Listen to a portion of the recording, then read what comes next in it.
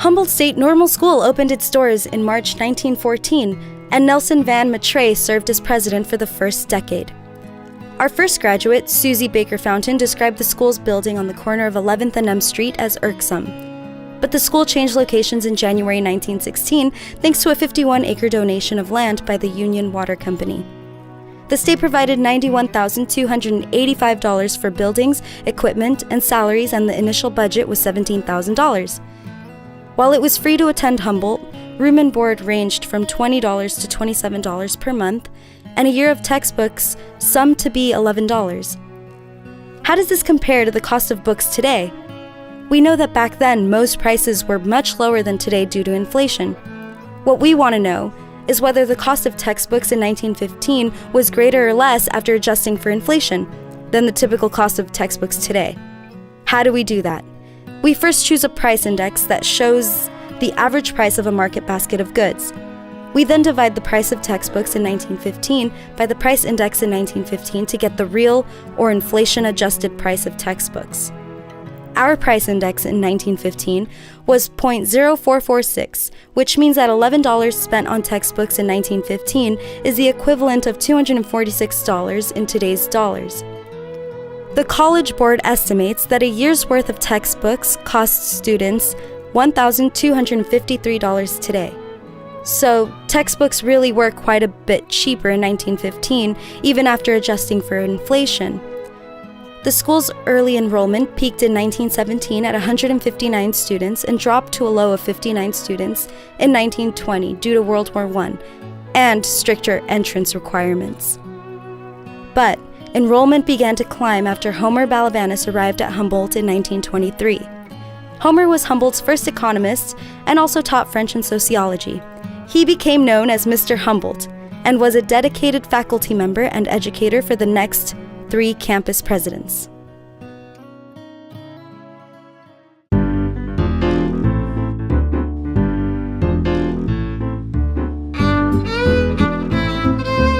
Ralph Sweatman became president of Humboldt State Teachers College in 1924. The school changed its name in 1921 to adequately describe the broader curriculum offered and to attract potential students.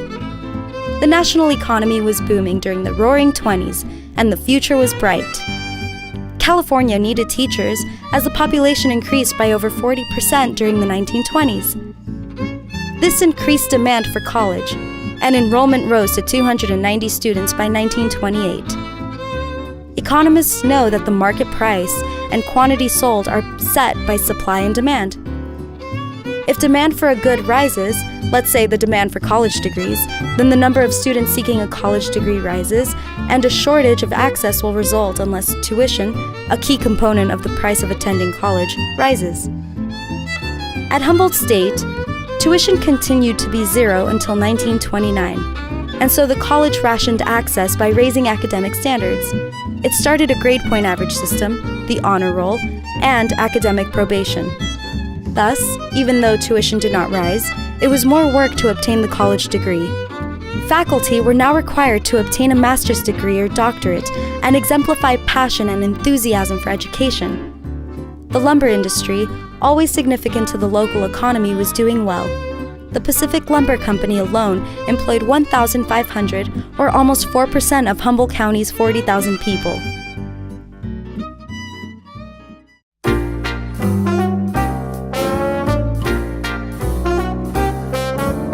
Arthur Gist became the 3rd president of Humboldt State Teacher College in the fall of 1930, which changed its name to Humboldt State College in 1935.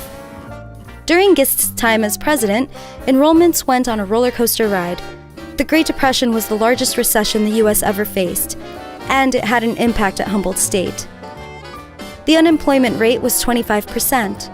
The unemployment rate is calculated by dividing the number of people unemployed, those without a job and looking, by the number of people who want to work, which we call the labor force. The labor force is made up of people who are currently employed along with the unemployed. Young people who could not find a job went to college. This increase in demand raised enrollment, and per semester tuition rose $1.50 to $6.50, or $25 to $115 in inflation-adjusted dollars. The country needed soldiers during World War II, and demand for college fell. Enrollment dipped from 430 students in 1939 to 159 students, mostly women, in the fall of 1945. After the war and Great Depression, many people moved to California, and ex-soldiers could pay for college with the GI Bill. Enrollment rose to 650 students in 1946. When President Gist arrived, Humboldt State Teacher College offered 3 credential programs and had 27 faculty and 372 students. When he left 20 years later, there were 31 degree programs, 47 faculty, and 751 students.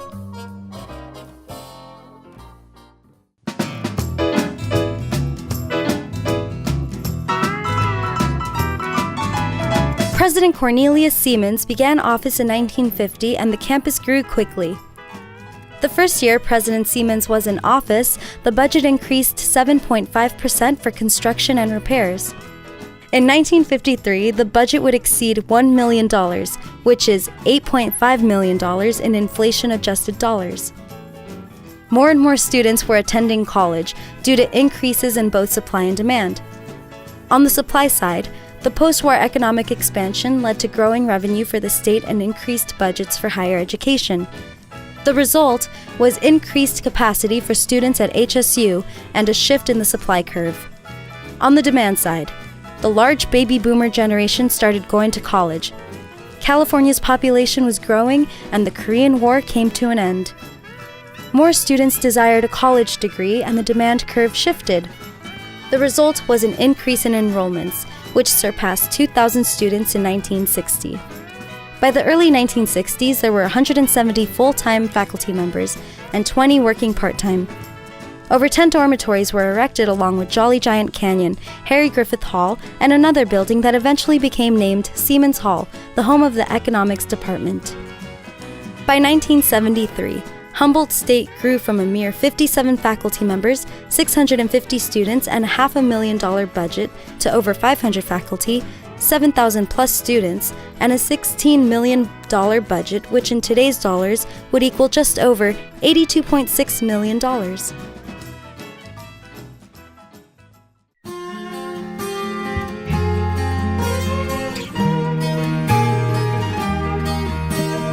Alistair McCrone became Humboldt State's 5th president in 1974.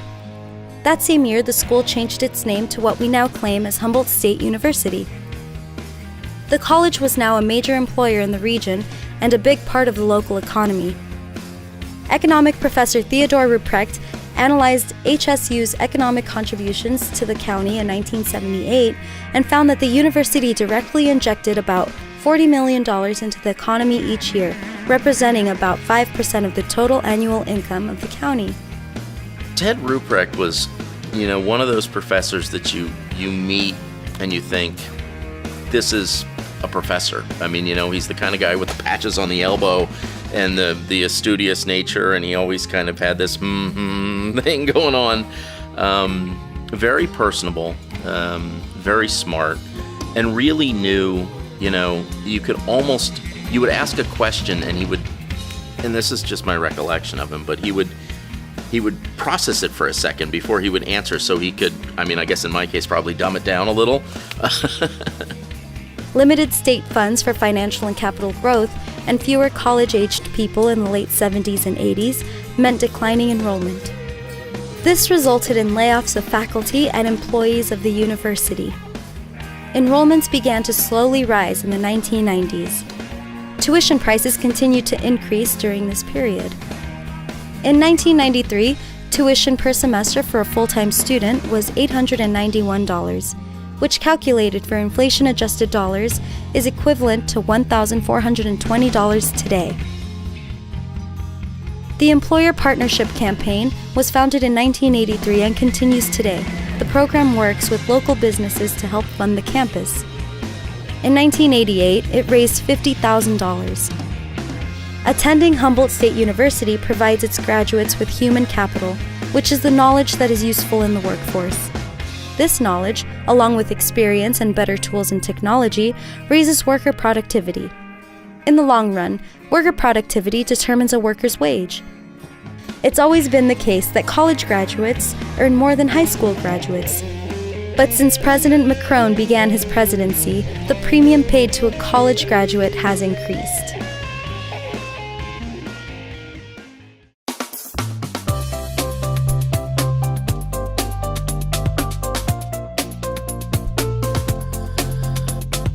Rollin Richmond was appointed president of the university in 2002. In 2005, the economics department calculated Humboldt State's economic impact on the local economy. HSU is the second largest employer in the county, and 7% of the residents are associated with the university. HSU provides a substantial economic impact, injecting roughly $216 million into the economy. Currently, the university employs 1 in 14 local residents and provides 2,300 jobs. The second half of President Richmond's term was dominated by the bursting housing bubble and the Great Recession. This led to a 42% increase in tuition since the beginning of the Great Recession. Supply and demand can explain why. The supplier capacity for serving students fell as tax dollars dried up. In fiscal year 2009 to 2010, state funding was cut 22% from the previous year, and state allocations decreased on average by 4.5% annually since 2009. Demand for college increased as people found fewer opportunities in the workforce. In 2009, California's unemployment was 10.9%, and Humboldt County was 10.1%. The combined effect of a drop in supply and a rise in demand is an increase in tuition. President Richmond retires in 2014. We cannot say what challenges or opportunities the next president will face, but we are sure that economic factors will be just as important over Humboldt State University's next 100 years.